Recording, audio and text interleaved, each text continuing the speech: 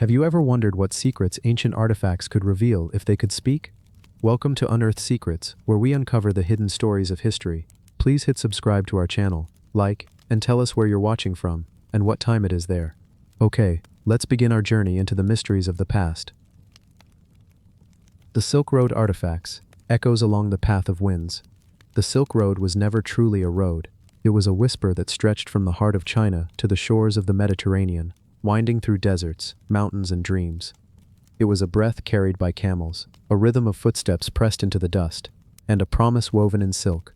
Along its countless paths, merchants, monks, travelers, and wanderers exchanged more than goods. They exchanged ideas, faiths, colors, and stories, leaving behind a trail of artifacts that still hum softly beneath the sands of time.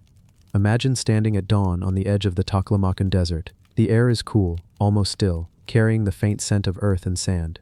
A caravan prepares to move, the bells on the camels' necks chiming faintly in the growing light. Bundles of silk, porcelain, and spices are secured.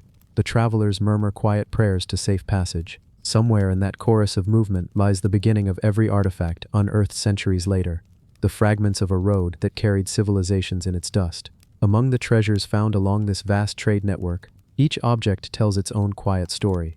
A shard of glazed pottery, unearthed near Samarkand, painted with cobalt blue patterns that recall the skies of Persia. A fragment of embroidered silk from Dunhuang, threads faded but still shimmering faintly in the light. A bronze mirror carried by a noble from Chang'an, its surface etched with flowers, dragons, and celestial motifs, meant to reflect not just the face but the soul. Each of these artifacts is a message sent forward through time. They speak of hands that crafted them, the merchants who carried them, and the travelers who lost them to sandstorms or bandits or the unrelenting desert itself. Yet, even in loss, these fragments endured, waiting beneath the soil to be rediscovered, to remind us that history was not written in ink alone, but in clay, fabric, and breath. The Silk Road began in the ancient city of Chang'an, modern Xi'an, during the Han Dynasty. There, merchants gathered in bustling markets beneath tall gates and watchtowers, surrounded by the fragrance of incense and the calls of traders offering lacquerware, jade, and tea. The city was alive with the hum of languages from across the world. Greek merchants in flowing robes, Indian monks in saffron, Persian traders in embroidered garments, all converging in one place, their words mixing like incense smoke in the morning air.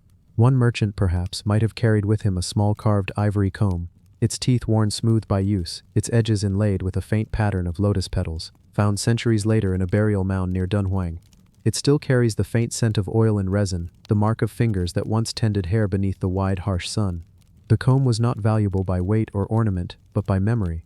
It spoke of vanity, care, and the small comforts that traveled with those who crossed endless miles of dust.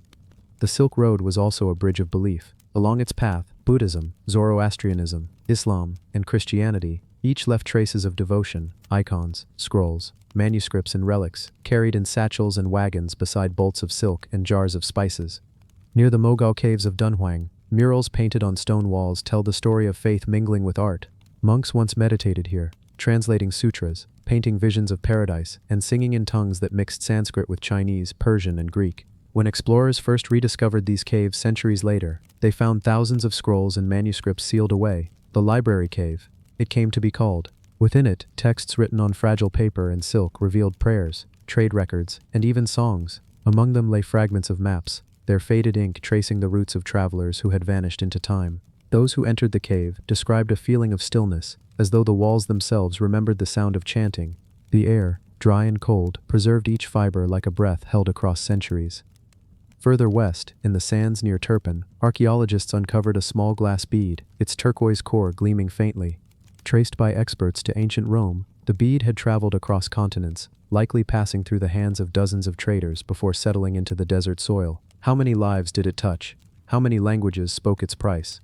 Each exchange left an invisible trace, a web of human connection stretching from one civilization to another. The artifacts tell not only of wealth but of longing. A child's wooden toy found in the ruins of a caravanserai, carved roughly but lovingly, a merchant's tally stick etched with trade debts and agreements, a small clay oil lamp shaped like a lotus, soot still darkening its edge. Each belonged to a person whose name is lost but whose touch remains. They remind us that history is not made by empires alone but by the quiet persistence of ordinary lives. The Silk Road was never safe.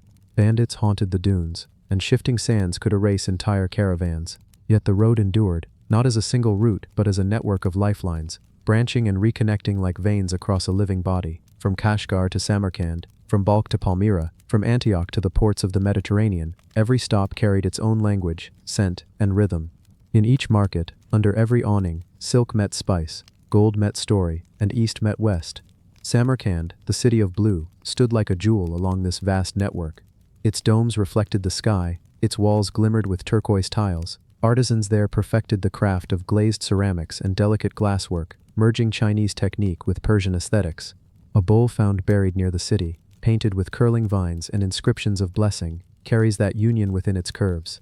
It is smooth and symmetrical, its glaze still luminous after 1,000 years, a harmony of cultures preserved in color and form. Each of these relics whispers of hands, of journeys, of breaths taken beneath stars. Silk threads dyed with madder root and indigo still retain their color, the fibers unbroken though the world that made them has long turned to dust. The wind that moves through the Taklamakan today might still brush across the same buried fabrics, stirring grains of sand that once clung to a merchant's robe.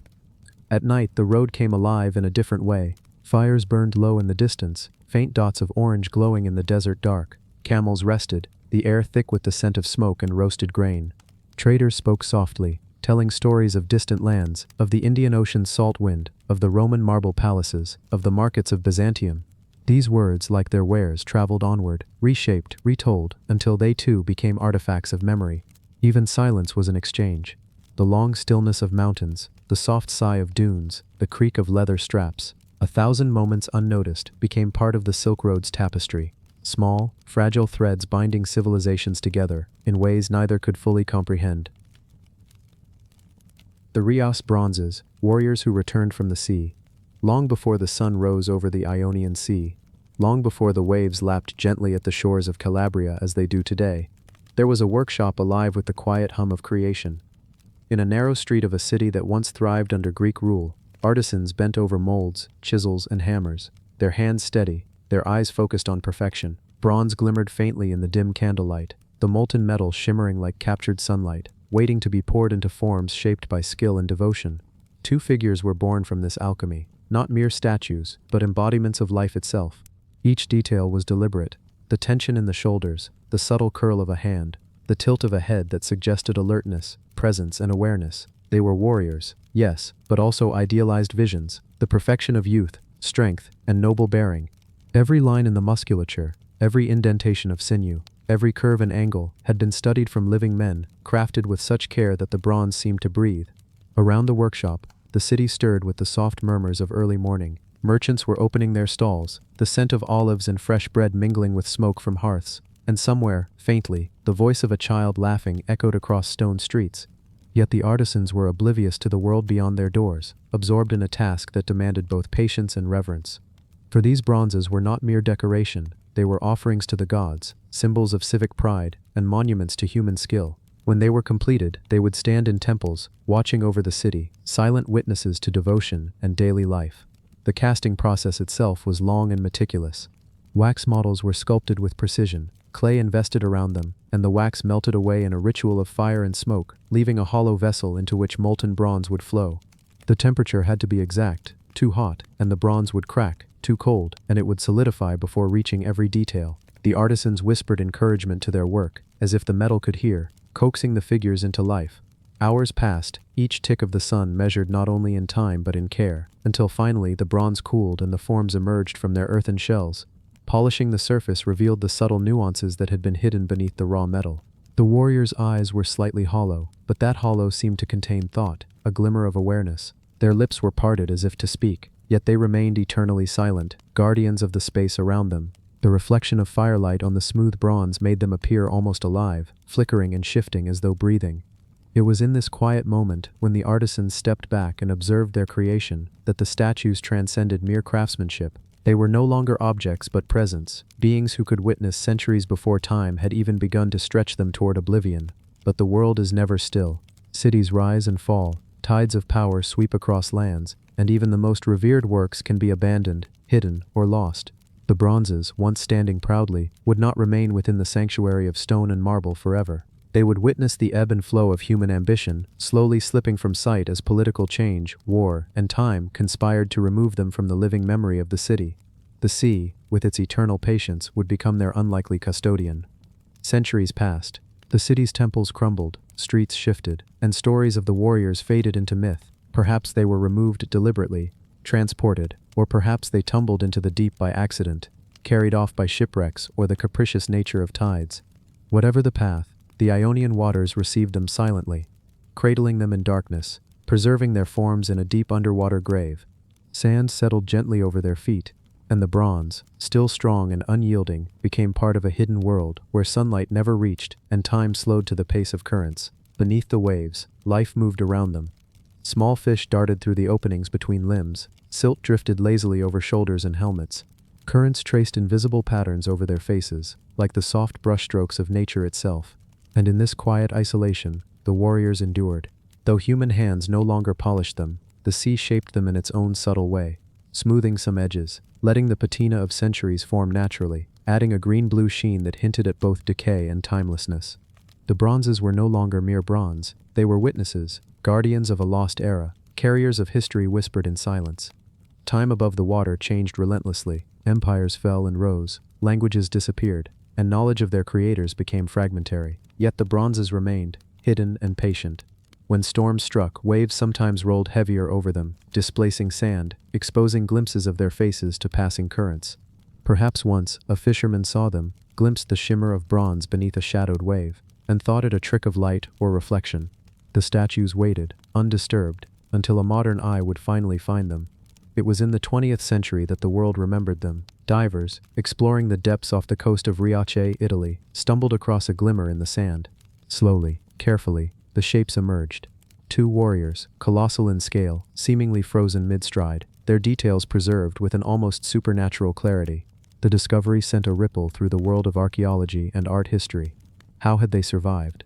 Why here, in these waters?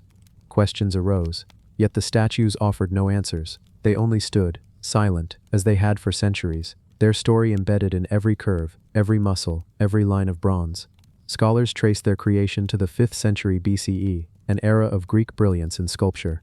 Their style suggested the hands of master artisans, possibly from a workshop in southern Greece, familiar with both technique and philosophy. They carried with them the ideals of human perfection, heroic strength, and poise, intended to inspire awe in the citizens and to honor the gods. And yet the mystery of how they ended up submerged remained unresolved. Some imagined a shipwreck, a hurried flight from invading forces, or political intrigue that demanded their removal from the city. The sea had become both their grave and their shield, protecting them from centuries of human neglect and destruction. When conservators first began to clean them, the statues revealed astonishing details. Tiny imperfections, once hidden by centuries of silt, now spoke to the touch of human hands.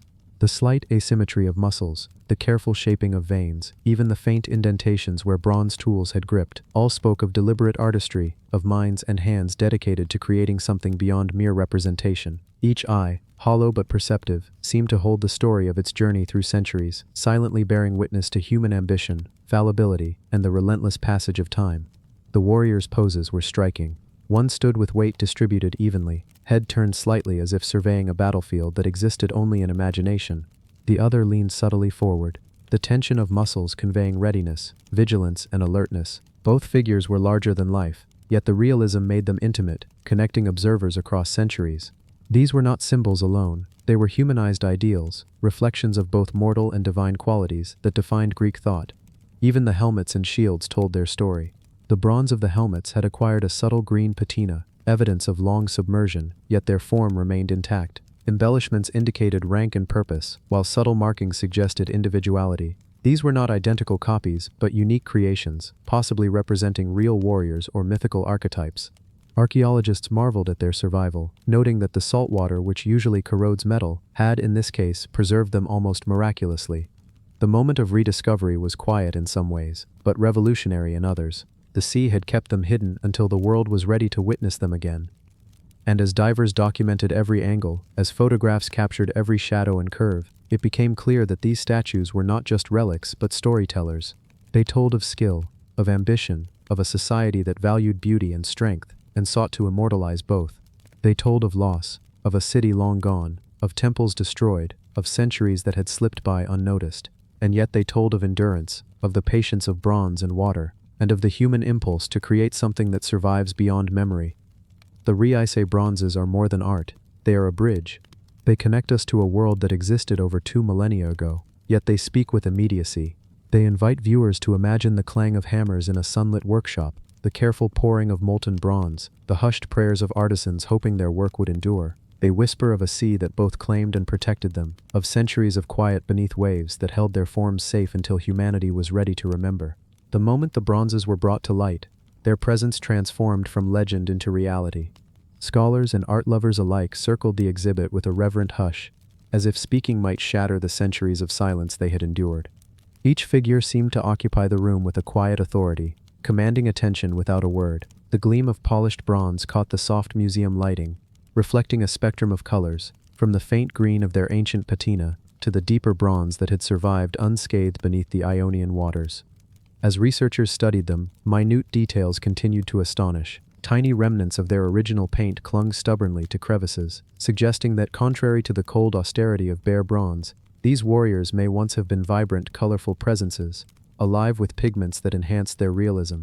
Their eyes, so perfectly formed, retained the hollow depth that had once seemed lifeless beneath the waves, now transformed into silent witnesses, observing all who approached. Historians speculated about their role in the city that had birthed them. Were they meant to guard a temple dedicated to Athena, goddess of wisdom and war, standing sentinel over her sacred space? Or were they public monuments, reminders of human excellence and heroic ideals in an age when strength and beauty intertwined? Each hypothesis sparked its own story, each more vivid than the last, and yet the bronzes themselves gave no answers. Their purpose, like the path they had taken to the sea, remained shrouded in mystery. Conservators began the delicate work of preservation. Every brushstroke, every chemical bath was performed with a reverence that mirrored the artisans of ancient Greece. They understood that any misstep could erase millennia of history in an instant. Slowly, patiently, layers of corrosion were removed, revealing the original smoothness of the bronze, the subtle engraving of veins and sinews, the faint fingerprints of the creators themselves. In these fingerprints, the human touch persisted across 2,000 years, bridging time with an intimacy few artifacts could offer. Visitors to the museum often paused, not just to observe, but to imagine. Children traced the outlines of muscles and helmets, wondering who these warriors had been. Adults felt the weight of history pressing softly against their consciousness. The figures did not shout their story, they whispered it. Every stance, every tilt of the head, every shift in balance conveyed narrative. Alertness, vigilance, the quiet pride of warriors whose purpose transcended their mortal lives. The bronzes also inspired reflection on the impermanence of human endeavor. Once celebrated in temples, forgotten in sand, submerged beneath the sea, they now stood again in all their splendor. Their journey highlighted the paradox of permanence and loss. Civilizations rise and fall, yet some creations endure, carrying fragments of identity, artistry, and ambition across centuries. The Riots bronzes embodied this paradox, immortal in bronze, yet born of fragile human hands. Scientific analysis revealed even more layers to their story. Isotopic studies suggested the copper and tin used to create the bronze originated from distant mines, indicating a network of trade that connected disparate regions of ancient Greece. This discovery painted a broader picture. These statues were not isolated creations but products of a society engaged with distant lands, ideas, and technologies. The human desire to connect, to share skill and artistry, resonated silently in every inch of bronze. The details of their attire further fascinated observers. One warrior bore the evidence of a small, almost ceremonial shield, while the other's posture suggested the readiness to hold a spear. These items were not merely functional, they were symbols of status and discipline, hints at a culture that revered both individual skill and collective order. In every line and curve, the viewer sensed purpose, discipline, and the embodiment of ideals that guided men and women of that age. As the bronzes gained fame, their story expanded beyond the walls of the museum. Documentaries and books traced their journey, imagining the bustling streets of the ancient city, the smoky workshops of artisans, the salt-laden currents that cradled them beneath the sea, and finally the modern hands that uncovered them. Yet, even as facts were established, the mystery remained. How exactly had they come to rest on the seabed? Was it a storm, an act of war, or a deliberate act of preservation lost to time? The sea kept its secret, just as it had for centuries, granting glimpses but withholding the full narrative. Artists, too, found inspiration in the Riots bronzes. Painters, sculptors, and writers sought to capture the fluidity, strength, and realism of the figures, their works echoing the timeless beauty and silent authority of the ancient warriors. The bronzes had transcended their original purpose, becoming symbols not only of historical mastery, but of the enduring human fascination with perfection and the unknown. At night, in quiet galleries, when the crowds had dispersed, the bronzes seemed to reclaim a fragment of the mystery that surrounded them for centuries. Their eyes, hollow yet expressive, appeared to follow the soft movements of the few who lingered. The faint glimmer of bronze under dim light conjured visions of the underwater world they had once inhabited. Silt drifted gently in imagined currents, small fish darting among their legs, and the sound of the sea whispered against bronze as it had for millennia. Their rediscovery also sparked debates among historians about cultural patrimony and the ethics of preservation. The bronzes, though found in Italian waters, bore unmistakable Greek origins. Museums, governments, and scholars deliberated over ownership, interpretation, and the responsibility to both protect and share such profound heritage. Each debate reminded humanity that artifacts are not just objects but vessels of memory, bound to ethical and philosophical questions as much as to historical ones. The Riace bronzes remind us of the fragility and resilience of human creativity. They survived storms, wars, and centuries of obscurity, yet the essence of their artistry remained intact. When a visitor stands before them today, they are not only witnessing ancient skill but also contemplating continuity, the persistence of human imagination, the dialogue between past and present, the silent testament that creation can outlast empires, languages, and even the passage of time itself. Even now, the bronzes seem to possess a quiet energy, not power in the violent sense, but the presence of enduring existence. They embody ideals of strength, vigilance, and beauty, not as abstract concepts but as forms shaped by hands that knew both precision and patience. Each contour and shadow conveys the weight of centuries, the stories of those who crafted them, and the silence of the sea that protected them. Historians, archaeologists, and visitors alike find themselves in a shared reverie when standing before the Riace bronzes. They imagine the Mediterranean world in its golden age. The bustling ports, the laughter of children, the solemn rituals of warriors, and the soft clatter of tools shaping molten bronze in workshops far from the sea. The figures bridge millennia, inviting the modern mind to wander through ancient streets and into the intimate moments of human life that survive only through artistry. The Riace bronzes will continue to inspire, to provoke thought, and to whisper their story across generations. They stand as silent narrators of human ambition, artistry, and endurance, reminding all who encounter them that creation, even when submerged, forgotten, or lost, retains the power to speak.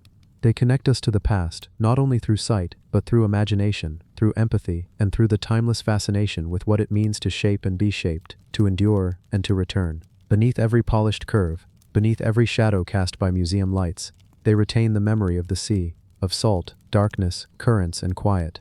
The same currents that cradled them for centuries are echoed in the rhythm of human curiosity, of discovery, of awe.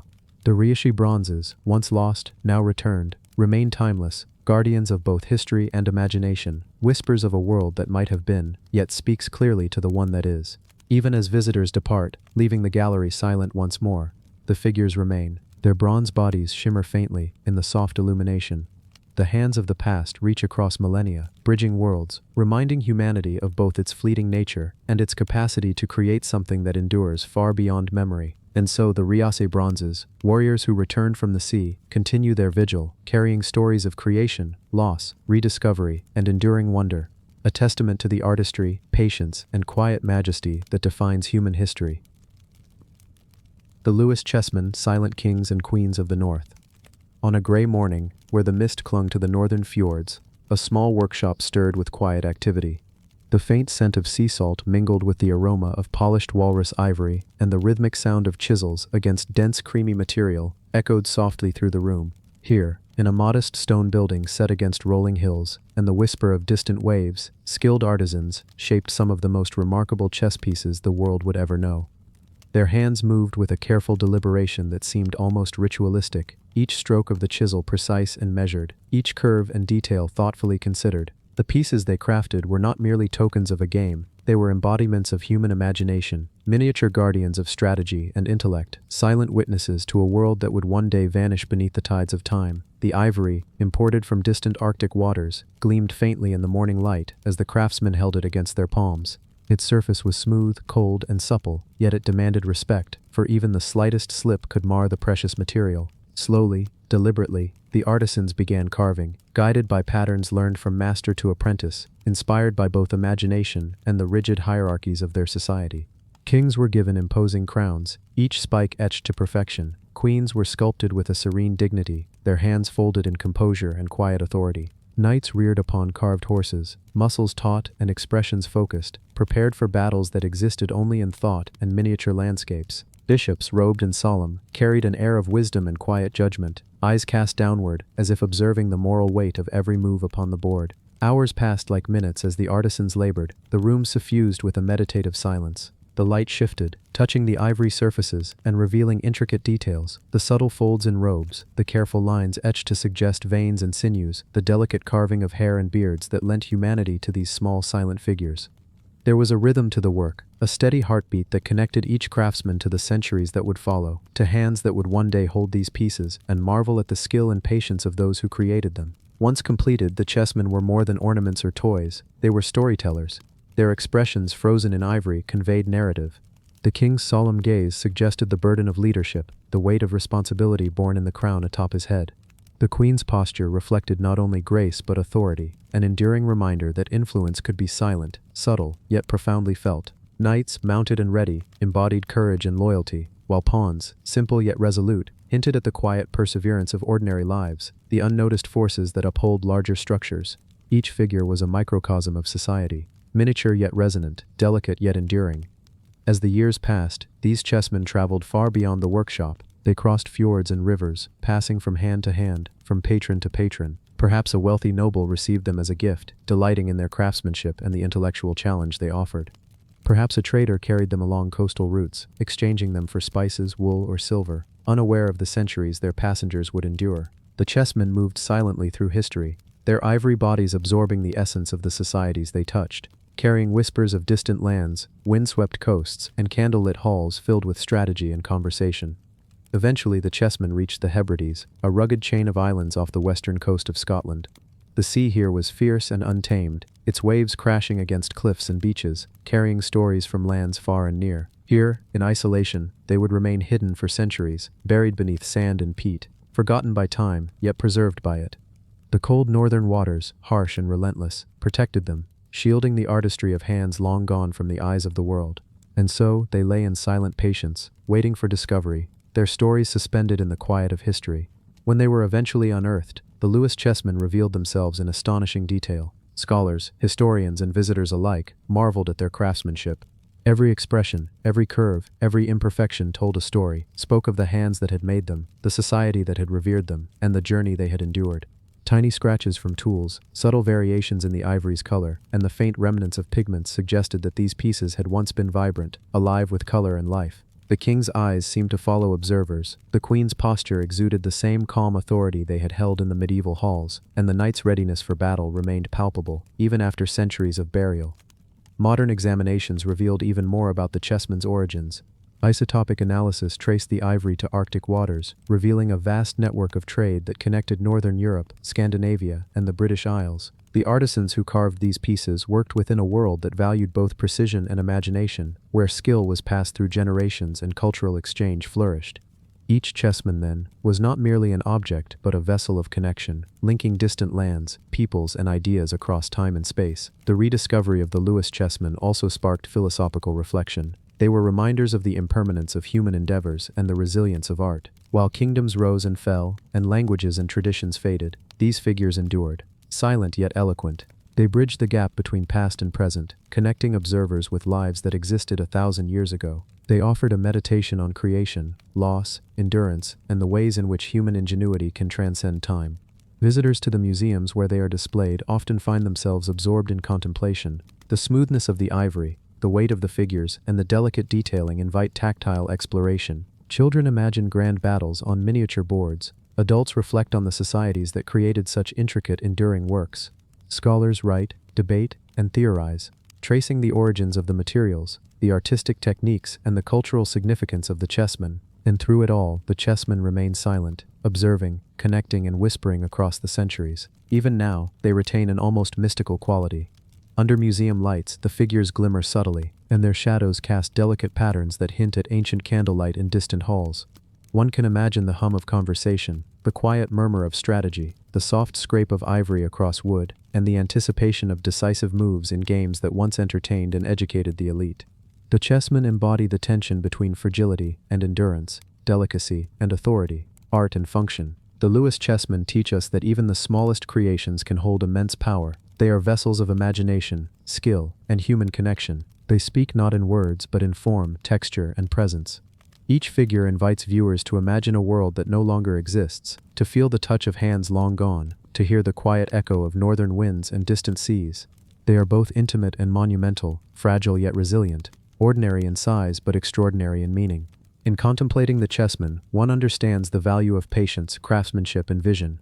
The artisans who created them could not have known that centuries later, their work would inspire wonder, study, and reflection.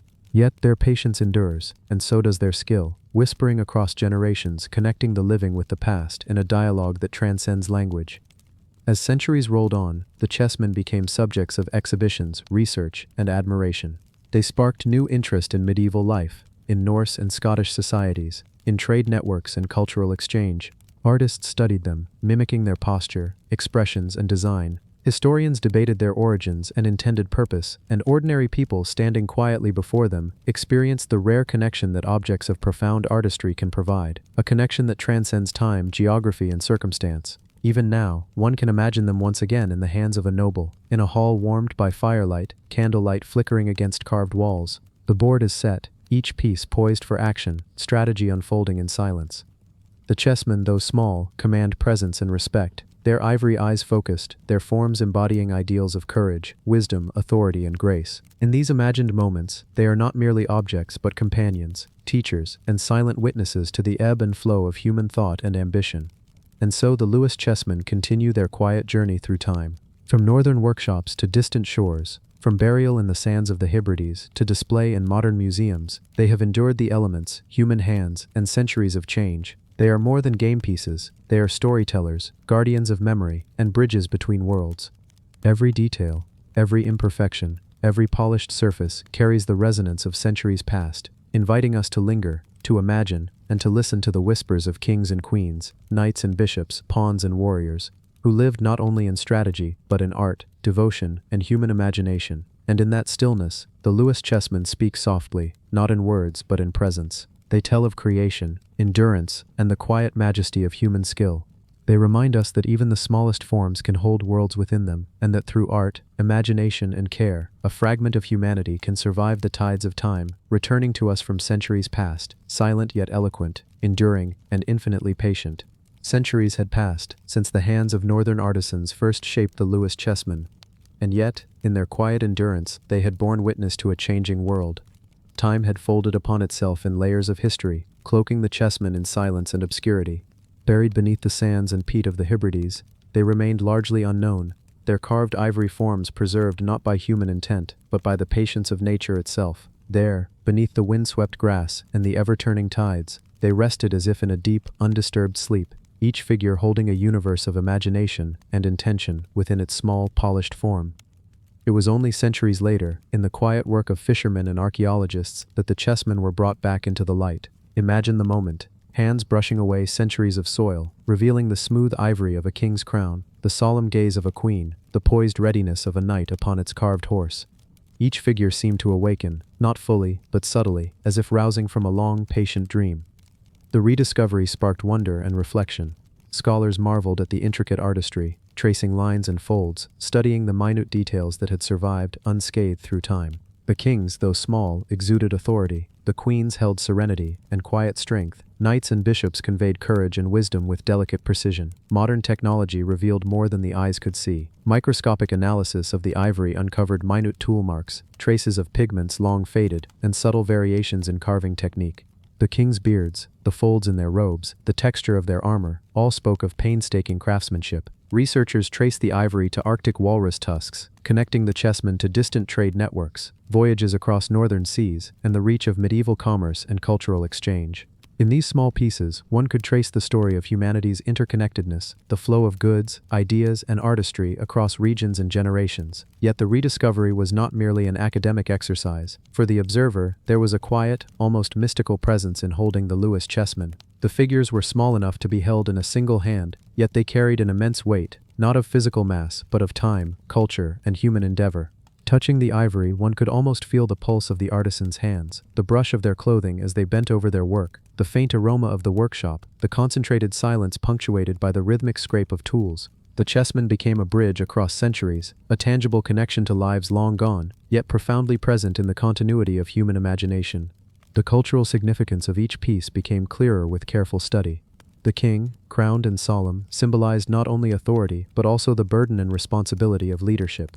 He was a figure of contemplation and vigilance, commanding respect even in miniature. The queen, poised and graceful, embodied influence, intelligence and strategy, her folded hands and serene gaze, suggesting subtle power that transcended brute force. Knights, mounted upon intricately carved steeds, reflected valor, readiness, and mobility, while bishops draped in ceremonial robes conveyed wisdom and moral guidance. Pawns, humble yet vital, reminded observers that even the smallest and simplest elements play a role in the unfolding of complex systems. The chessman's journey to the Isle of Lewis, though partly obscured by history, became a narrative in itself. Traders, travelers, and perhaps even migrating families may have carried them along coasts and across fjords, transporting these pieces far from their place of origin. Each move, each exchange, added layers to the chessman's story. The harsh northern winds and salt-laden air, while harsh, were gentle custodians, preserving the ivory and allowing its artistry to survive through centuries of exposure and change. And then, beneath the earth, they waited, silent but intact, until discovery brought them once again into human attention. When placed in modern museums, the chessmen offered more than visual appeal. They evoked reflection, curiosity, and an almost meditative observation. Visitors would often bend close to examine the details, noting the subtle asymmetries, the curves that suggested motion, and the delicate artistry of the miniature forms. Children might imagine battles and campaigns, moving the figures across boards of imagination, while adults and scholars would consider the societal structures, cultural symbolism, and historical context that produced such intricate artifacts. The chessmen bridged the divide between playful engagement and profound contemplation, serving as silent teachers and storytellers. Through careful study, historians uncovered traces of medieval thought embedded in the chessmen. The design suggested an awareness of social hierarchy, the importance of ceremony, and the interplay of strategy and morality. Each figure was not merely decorative, it represented an idea, a role within a broader conceptual framework of society. The king's authority was mirrored in his design, the queen's influence, in her stance, the knight's mobility and readiness reflected the societal value placed on courage and action. In observing the chessmen, one glimpsed the medieval mind, its priorities, and its attention to nuance and detail. In quiet rooms, scholars and enthusiasts alike spent hours tracing the lines and textures of these figures. The ivory's surface was smooth yet warm, carrying subtle variations that reflected the original tusk's unique characteristics. Light played across the carvings, highlighting the contours and shadows, emphasizing the depth and precision of the work. It was easy to imagine the flickering candlelight of a 12th-century hall, the hushed whispers of noble players, and the gentle clatter of ivory across wooden boards. In these imagined moments, the chessmen became actors, witnesses, and participants, silently engaging with centuries of human imagination. The chessmen also sparked philosophical reflection. Their survival through time spoke to the endurance of human creativity, the ability of carefully made objects to transcend the fragility of life and the impermanence of circumstance. They reminded observers that beauty, skill, and thoughtfulness could survive the erosion of time, offering a connection to ancestors and to worlds otherwise inaccessible. The small silent pieces conveyed continuity, resilience, and the quiet majesty of craft preserved through generations. The kings, queens, and knights, when considered together, revealed a balanced worldview. Authority and wisdom coexisted, courage and strategy intertwined, and even the smallest pawns found their significance within a larger system. Observers could see not only the artistry, but also the conceptual elegance, the way medieval society understood and represented itself in miniature form. Each move across a chessboard mirrored the interplay of human decision, moral consequence, and intellectual engagement, encapsulated in a tactile, tangible form that transcended centuries. Beyond their artistic and historical significance, the chessmen inspired awe in those who contemplated their journey. From the hands of northern artisans to the sands of the Hebrides, through centuries of obscurity and finally into the gaze of modern eyes, these figures connected humanity across time. They were more than objects, they were vessels of memory, carriers of narrative, and silent companions in reflection. To observe them was to enter a dialogue with history, to feel the presence of lives long past, and to recognize the continuity of thought, imagination, and skill. The Lewis chessman's journey also illustrates the unpredictable paths of human artifacts. While many objects succumb to the passage of time, their beauty and meaning lost to neglect, these pieces endured. Perhaps it was their size, their careful craftsmanship, or the materials chosen that allowed them to survive. Perhaps it was the patience of nature, preserving them beneath peat and sand, or the curiosity of humans, who sought to uncover and study them. Whatever the reason, their survival allows modern audiences to glimpse a world that would otherwise remain inaccessible and to appreciate the skill and vision of medieval artisans. As one continues to study the chessmen, the depth of their narrative unfolds further. Tiny details, the slight tilt of a head, the grip of a hand, the expression frozen upon a face, offer endless interpretation. Each piece embodies not only aesthetic beauty, but also the values, priorities, and imagination of a society that valued art, intellect, and strategy. In observing them, one can feel a connection to lives that are otherwise invisible, sensing the hands that shaped, the minds that envisioned, and the culture that celebrated them. And so, the Lewis chessmen endure. Silent yet eloquent, miniature witnesses to centuries of human thought, culture, and artistry. They are reminders that even the smallest creations can hold immense meaning, that human ingenuity persists through time, and that beauty, patience, and imagination can survive beyond the boundaries of mortality. They bridge past and present, inviting contemplation, reflection, and wonder. And in their quiet majesty, they continue to tell the story of a world that was, of hands that created, and of minds that played, imagined, and dreamed. In this way, the chessmen are not just artifacts, they are companions, guides, and storytellers. They allow us to step into a world long gone, to understand the complexity of medieval thought, and to witness the beauty of skill preserved in ivory. Each gaze, each curve, each intricate carving is a whisper from the past, a subtle voice that invites us to pause, reflect, and marvel. The kings and queens, the knights and bishops, and even the humblest pawns speak not through words but through presence, through form, through the enduring power of artistry and imagination. And as centuries continue to pass, the Lewis chessmen will remain, silent guardians of human creativity, teaching us that even the smallest pieces, carved by careful hands and preserved by time, can carry the weight of history, the whisper of lives long past, and the quiet majesty of enduring artistry. They remind us that through patience, imagination, and skill, humanity leaves traces that can bridge millennia, connecting us to a past that continues to enrich, inspire, and captivate. The Longmen Grottos, statues, silent guardians carved in stone. Along the winding course of the Yi River, where the waters ripple gently over stones smoothed by centuries, the cliffs rise like silent sentinels, their faces etched with shadows and the quiet passage of time. Here, in the heart of China's Henan province, the Longmen Grottos stretch along the limestone cliffs, a vast canvas carved meticulously into the living rock. Thousands of statues peer from niches and recesses, each a guardian frozen in meditation, devotion, or subtle movement, their presence both solemn and inviting. The river murmurs below, carrying with it a soft, constant melody that echoes along the canyon walls, a soundtrack to the quiet endurance of these stone figures that have watched over generations. The origin of the Longmen Grottos reaches back to the Northern Wei dynasty, over 15 centuries ago, when the devotion to Buddhism inspired rulers, monks, and artisans to transform the cliffs into monumental expressions of faith. Imagine the first chisels striking limestone, sparks of determination mingling with dust rising into shafts of sunlight that pierced the early morning mist. Artisans, sometimes working in teams of hundreds, carved slowly, methodically, their hands guided by devotion and vision. Each strike of the chisel removed layers of stone to reveal forms that had existed only in imagination. Buddhas seated in serene contemplation, bodhisattvas poised in gentle grace, guardian figures exuding strength and vigilance. The sheer scale of the project is staggering. The cliffs are dotted with thousands of carvings, varying in size from a few inches to towering figures over 30 feet high. Each figure was designed with profound attention to proportion, expression, and symbolic detail. A seated Buddha, eyes lowered in meditation, emanates calm and authority, his hands arranged in mudras that speak of teaching, protection, or enlightenment. Bodhisattvas, adorned with delicate crowns, flowing robes, and intricate jewelry, project an air of benevolent watchfulness, as if they perceive the world's suffering and respond with silent compassion. Even the smallest carvings, tucked into narrow crevices, demonstrate skill and patience, their delicate features carved with precision, reflecting the devotion of artists who spent decades shaping stone to embody the divine. The process of carving these figures was arduous and exacting. Artisans prepared scaffolding along cliff faces, sometimes hundreds of feet above the river below, balancing carefully as they worked. Tools were simple, chisels, hammers, and measuring devices crafted for precision.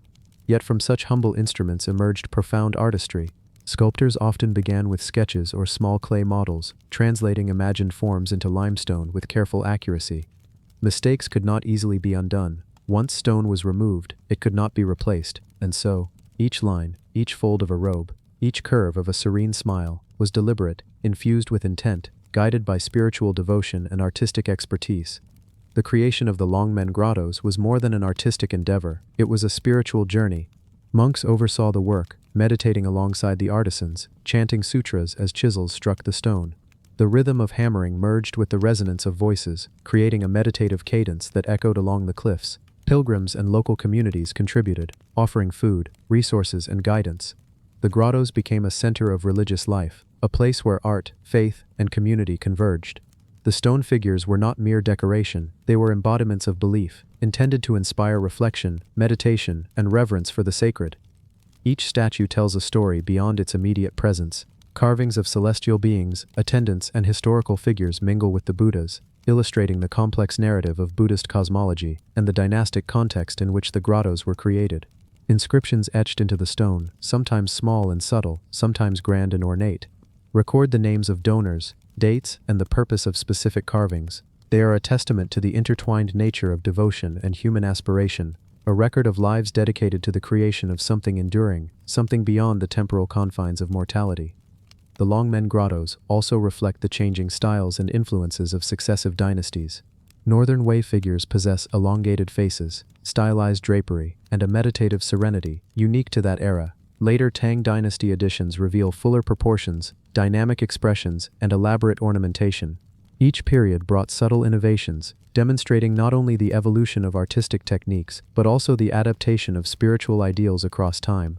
Observing the sequence of carvings is like watching centuries of aesthetic and philosophical thought unfold in stone, layer by layer, figure by figure. As one walks along the pathways that hug the cliffs, the scale of human endeavor becomes evident. Niches of varying heights, each housing figures of profound beauty, stretch along the riverbank. Shadows fall across the carvings differently throughout the day, revealing new details with shifting light. In the early morning, the sun illuminates golden faces of Buddhas, casting a soft glow on their serene expressions. By afternoon, the cliffs cool into soft gray, and the figures seem contemplative, almost secretive, whispering stories of centuries past. At dusk, the river reflects the cliff silhouettes, doubling the silent guardians in mirrored reverence, and the statues seem to lean closer, sharing ancient wisdom with anyone who pauses to listen. Beyond their artistry, the Longmen Grottos stand as a testament to human patience and resilience. Generations of craftsmen worked tirelessly, sometimes in harsh conditions, enduring wind, rain, and heat, shaping stone with painstaking care. Each figure required years to complete, each niche demanded precision and planning, and yet the final result achieves harmony and unity, a breathtaking testament to collaborative human vision. The interplay between natural cliff formations and carved figures demonstrates remarkable ingenuity. Sculptors adapted to irregular rock faces, integrating natural ledges and outcrops into their designs, making the grottos feel alive, organic, yet ordered. The grottos were also intended to communicate across time, a dialogue between the mortal and the divine. Devotees, scholars, and travelers visiting the Longmen Grottos would have observed these silent guardians and felt a sense of awe, a connection to realms beyond the tangible. The sculptures invited contemplation of impermanence, morality, and the pursuit of enlightenment. Their faces, frozen in serene or watchful expressions, conveyed lessons that words alone could not capture. In their silent majesty, the statues became teachers, offering subtle guidance and reflection for those who approached with respect and mindfulness. Over centuries, the Longmen Grottos endured natural erosion, flooding, and even human conflict. Yet they survived, largely intact. Conservation efforts in recent decades have sought to protect the statues from pollution, climate effects, and tourist wear. Scholars study the carvings meticulously, using laser scanning, 3D modeling, and photographic documentation to preserve not only their physical form, but also the intangible sense of awe they inspire. Each detail, from the folds of a robe to the delicate curl of a hairline, is recorded and appreciated, ensuring that future generations can experience the same quiet reverence that visitors feel today. The statues themselves convey a spectrum of emotion and intention. A seated Buddha might exude calm authority, inviting meditative reflection. A bodhisattva leaning forward slightly seems to anticipate the needs of devotees, offering guidance and compassion. Guardian figures, with stern expressions and poised stances, convey vigilance, reminding viewers of protection and moral strength. Even smaller, almost hidden figures tucked into crevices express the same careful attention to detail, each a microcosm of artistic and spiritual intention, a reflection of the meticulous planning and devotion poured into every carving. In contemplating the Longmen Grottos, one realizes the extraordinary harmony between human creativity and natural form. The limestone cliffs provide a canvas, Yet the artists worked within constraints, respecting the rock's composition, contours, and natural imperfections.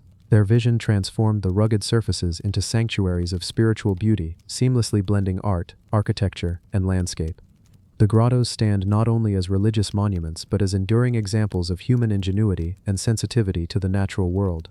The quiet presence of the statues invites introspection. Standing before a colossal Buddha, one senses both grandeur and intimacy. The figure commands attention, yet embodies serenity. It is a reminder that strength can coexist with calm, that authority need not be loud, and that devotion can manifest in quiet, enduring acts. As light shifts over the cliffs, shadows play across features, highlighting details often unnoticed, revealing the subtle genius of the sculptors who labored with devotion and precision. Pilgrims and visitors through the ages have found solace in these carvings. The gentle curves of the statues, the calm expressions, and the intricate detailing encourage stillness, reflection, and meditation. In their presence, the noise of the external world fades, replaced by the rhythmic flow of the river, the whisper of the wind, and the silent wisdom of stone figures who have observed humanity for centuries. Each gaze seems to penetrate beyond the surface, inviting contemplation of impermanence, virtue, and the interconnectedness of all beings. The Longmen Grottos also offer a narrative of collaboration across time. Generations of artists, patrons, monks, and laborers contributed to this monumental project. From the initial chiseling to later restorations and enhancements, the grottos embody a collective human endeavor, a testament to what can be achieved when skill, vision, and devotion converge. They remind us that art is not merely a product of one moment, but an ongoing conversation, a legacy carried forward by many hands across centuries. Even the smallest carvings hold significance. Tiny attendants, celestial musicians, and inscriptions carved into niches convey stories, prayers, and cultural values. Each detail is deliberate, contributing to a larger narrative that encompasses not only religious devotion, but also the artistry, philosophy, and worldview of the societies that created them. Observing these details, one appreciates the depth of planning and care that went into every aspect of the grottos, from monumental statues to the most subtle embellishments. And so, the Longmen Grottos endure as silent guardians carved in stone. Their presence invites meditation, reflection, and awe. They speak of human patience, devotion, and artistic mastery, bridging centuries and connecting those who encounter them with lives, beliefs, and aspirations long past. The river continues to flow below, the wind brushes across the cliffs, and the statues remain, steadfast and serene, offering a quiet sanctuary where time slows and the human spirit can pause to listen to the whispers of stone, devotion, and enduring beauty. The seated Buddha of Gandhara, harmony between east and west. High in the rugged valleys of ancient Gandhara, where the mountains meet the skies and rivers carve gentle paths through the land, the seated Buddha of Gandhara rests in quiet majesty, carved centuries ago in what is now northern Pakistan.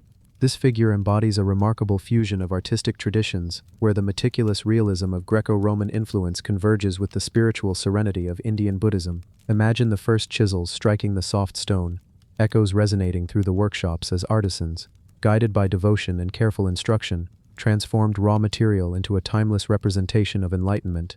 The seated Buddha exudes a calm presence, the folds of his robes rendered with a skillful eye for naturalism, yet the expression upon his face radiates inner peace and contemplative depth. Observers can trace the careful attention to proportion, the delicate carving of fingers resting upon knees in meditation, the gentle curve of lips hinting at compassion and serenity. This figure is not merely stone, it is a living symbol, a bridge across cultures and centuries, inviting those who gaze upon it to step into a world where art, faith, and philosophy intertwine seamlessly. The historical context of Gandhara reveals a landscape shaped by conquests, trade, and cultural exchange. Greek influence arrived centuries earlier, when Alexander's campaigns reached these distant valleys, leaving a legacy that permeated local art and architecture. Artisans merged these Hellenistic techniques, realistic drapery, naturalistic anatomy, and expressive facial features with the spiritual iconography of Buddhism, creating a synthesis that is at once familiar and transcendent. The seated Buddha stands as a testament to this cultural dialogue, a silent emissary of understanding and aesthetic innovation. Consider the details: the intricate curls of the Buddha's hair, the subtle musculature revealed beneath flowing robes, the poised symmetry of posture that communicates both balance and centeredness. Each aspect was chosen with intention, reflecting not only technical skill, but also an understanding of spiritual significance. In the serene expression and meditative pose, one can almost sense the rhythm of the artisan's heartbeat, the breath of devotion guiding each precise cut of the chisel. Centuries later, these figures continue to inspire awe, drawing visitors into quiet reflection, contemplation, and a sense of connection to a world long past.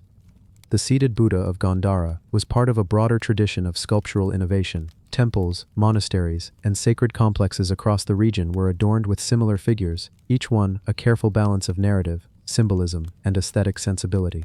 Patrons commissioned these works not merely as displays of wealth but as acts of piety, as offerings meant to honor spiritual ideals and propagate teachings. Each statue carried meaning beyond its physical form, serving as a guide for meditation, a focal point for devotion, and a reminder of the impermanence of worldly concerns. As centuries passed, the region witnessed shifts in power, waves of migration, and the rise and fall of empires. Yet the seated Buddha endured, carved deeply into stone that resisted the ravages of time. Its preservation offers a direct line to the creative mind of artisans who labored with patience, reverence, and imagination. Modern observers can almost hear the quiet determination of hands at work, the subtle rhythm of chisels shaping stone into forms that would speak across millennia. The figure is both a historical artifact and a living presence, bridging the gap between ancient devotion and contemporary contemplation. Beyond the artistry, the seated Buddha communicates profound philosophical ideals. The meditative pose and serene expression embody the pursuit of enlightenment, the cultivation of inner calm, and the transcendence of worldly desires. Observers are invited to pause, to breathe, and to reflect, to find within themselves a small measure of the stillness that the statue so perfectly embodies. In this way, the figure becomes more than sculpture. It is a guide, a teacher, and a silent companion, offering insight and solace to anyone willing to observe with patience and openness. The influence of Greco-Roman art is evident in the figure's naturalistic form. Shoulders and chest are proportioned with attention to anatomy. Robes fall in realistic folds, and features are rendered with subtle attention to expression. Yet these elements are harmonized with the spiritual ideals of Buddhism, the poised meditation, the calm demeanor, and the sense of transcendent presence. This blending reflects a sophisticated understanding of both form and meaning, demonstrating that the pursuit of beauty and devotion can coexist across cultural boundaries. Visitors to museums and sites today are struck by the craftsmanship and enduring presence of the Gandhara Buddhas. The figures invite contemplation, offering a quiet space amidst the bustle of modern life. One can imagine monks walking quietly through ancient monasteries, meditating alongside these statues, their chants merging with the gentle rustle of wind through stone corridors. Even the smallest details, the curvature of a hand, the tilt of a head, the texture of carved hair, reflect deliberate care and an enduring dialogue between human skill and spiritual devotion. The seated Buddha also reflects the interconnectedness of trade and culture along ancient routes. Gandhara lay along paths that facilitated not only commerce but also the exchange of ideas, philosophies, and artistic techniques. Through these channels, artisans absorbed new methods, while spiritual teachings traveled alongside goods. The seated Buddha, in this sense, is not only a religious figure but also a cultural ambassador, embodying the convergence of diverse influences and the harmonious possibilities of human creativity. In quiet reflection, one can sense the patience, devotion, and intent behind each carving.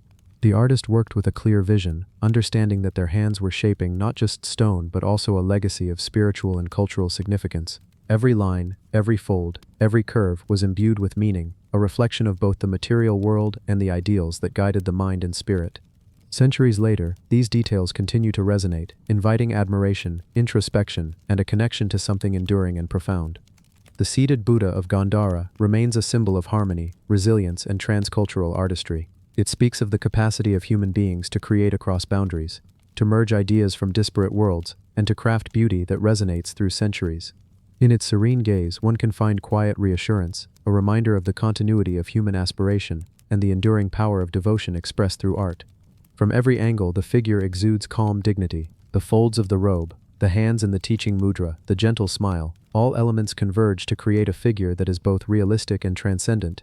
It embodies ideals of balance, reflection, and understanding, inviting viewers to slow down, observe, and absorb the stillness embedded in stone.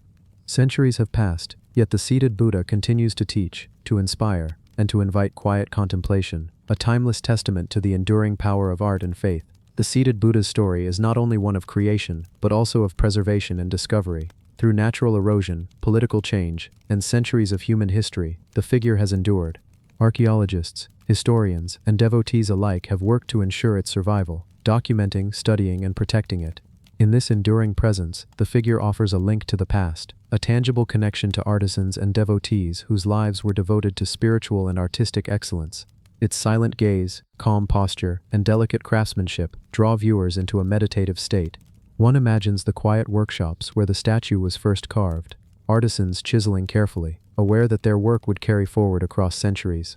The figure becomes a vessel for reflection, a focal point where the mind can wander, contemplate, and find serenity. The seated Buddha invites patience, mindfulness, and reverence, qualities that resonate as strongly now as they did when the statue was first created. The fusion of East and West in the sculpture reveals much about the dynamic history of Gondara. The naturalism of Hellenistic art combined with the spiritual focus of Buddhist practice created a form both elegant and deeply meaningful. This synthesis reflects an understanding that art can be both aesthetically engaging and spiritually instructive, bridging cultural divides and offering insight into the interconnectedness of human experience. And so, the seated Buddha of Gondara remains, a figure of quiet authority and serene beauty. It offers a bridge across time, culture, and philosophy, connecting past artisans with present observers. Its presence encourages reflection, mindfulness, and appreciation of the subtle interplay of form, devotion, and historical context. The figure invites anyone who gazes upon it to pause, to breathe, and to consider the enduring harmony between East and West, between human skill and spiritual aspiration, and between the transient and the eternal. The Khmer Bronze Vishnu, guardian of Angkor's timeless faith. In the heart of Cambodia, amid the sprawling ruins of Angkor, where ancient stones rise like the bones of a forgotten world, the Khmer Bronze Vishnu stands with silent majesty. Cast in molten metal centuries ago, this colossal figure embodies devotion, artistry, and the enduring presence of faith. The sun glints off its smooth bronze surface, illuminating intricate details of the deity's crown, ornaments, and posture. It is a figure that commands attention, yet exudes serenity, a reminder of both divine power and eternal balance. The creation of such a statue was no simple task. Artisans of the Angkor period worked with extraordinary precision, using techniques passed down through generations. Bronze was carefully melted, alloyed, and poured into molds, and after cooling, painstaking finishing revealed the delicate contours of musculature, the flowing drapery of robes, and the subtle expressions of the god's face. Every line, every curve, every nuance was intentional, reflecting not only skill but reverence for the deity it represented. Vishnu, one of Hinduism's principal gods, is traditionally the preserver, the guardian of cosmic order. In Cambodia, where Hinduism and Buddhism intermingled, the god was revered not just as a religious figure, but as a symbol of stability, prosperity, and spiritual guidance. The bronze statue embodies this belief, its stance poised and commanding, yet calm and welcoming. Devotees who once approached it would have felt the weight of its presence, sensing both protection and the promise of divine balance in a world often ruled by uncertainty. The Angkorian artisans incorporated local aesthetics into their depiction of Vishnu. The form harmonizes with the natural landscape, echoing the fluid lines of rivers, the gentle slopes of hills, and the geometric patterns of temple architecture. Ornamentation on the statue reflects Khmer symbolism. Lotus motifs, intricate jewelry, and sacred inscriptions convey stories and spiritual messages intended for both human and divine audiences. The craftsmanship bridges the physical and the spiritual, creating a figure that resonates with presence, power, and reverence. Beyond artistry, the Khmer Bronze Vishnu stands as a testament to the ingenuity and dedication of Angkor's people. The casting of large-scale bronze statues required extensive knowledge of metallurgy, cooperative labor, and meticulous planning. Workshops would have been bustling centers of activity, with artisans coordinating every step from mold preparation and alloy mixing to final polishing. The result is more than a statue. It is a monument to human skill, faith, and the ability to create enduring beauty from raw elements. As centuries passed, the statue witnessed the ebb and flow of kingdoms, invasions, and natural cycles. Its bronze surface developed a gentle patina, a soft green and brown hue that enhances its timeless aura. Weathering did not diminish its authority. Rather, it seemed to imbue the figure with history and presence, a reminder that even divine guardians exist alongside the passage of time. The Khmer Bronze Vishnu remains a silent observer, embodying continuity in a world defined by change. For modern visitors, the statue evokes awe and reflection. Standing before it, one can trace the lines of devotion carved in metal, feel the weight of centuries, and sense the connection between past artisans and contemporary viewers. Its calm yet commanding posture invites meditation, contemplation, and a quiet acknowledgement of the human desire to reach beyond the tangible world, to touch the divine, and to honor forces greater than oneself. The Khmer Bronze Vishnu is more than a relic. It is a story told in metal. Each ornament, each crease of the robes, each feature of the face speaks to a tradition of artistry, devotion, and reverence. In its presence, history feels alive.